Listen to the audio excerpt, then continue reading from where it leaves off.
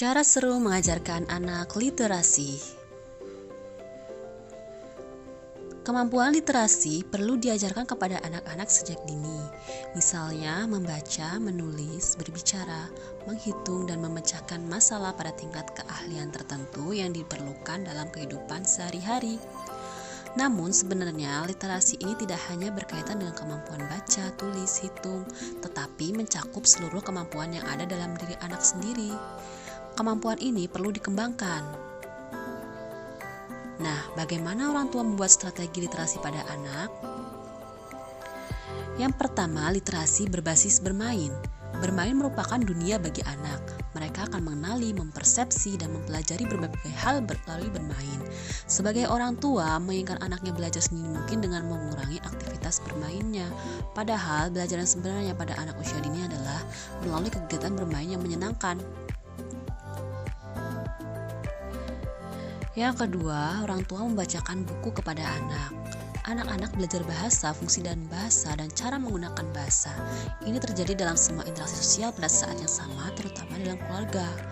Orang tua adalah sosok figur yang akan dicontoh anak. Ketika orang tua sering membacakan buku kepada anak, perlahan mereka akan mengemari aktivitas membaca buku tersebut.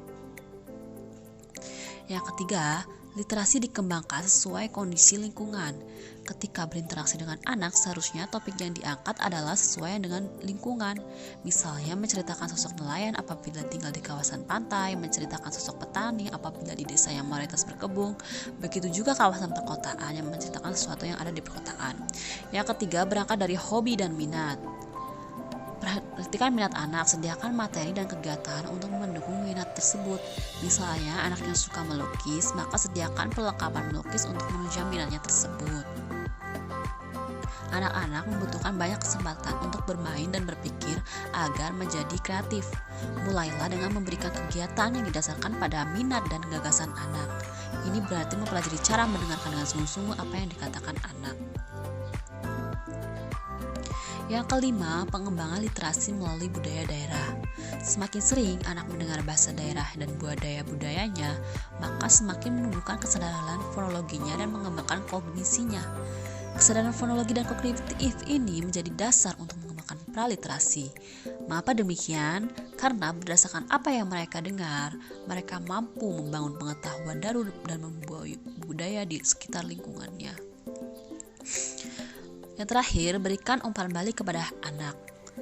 Dibutuhkan suatu penguatan baik secara internal maupun eksternal untuk meningkatkan kemampuan bahasa anak dan akhirnya mencapai keberhasilan. Terima kasih sudah menonton video ini. Sampai jumpa.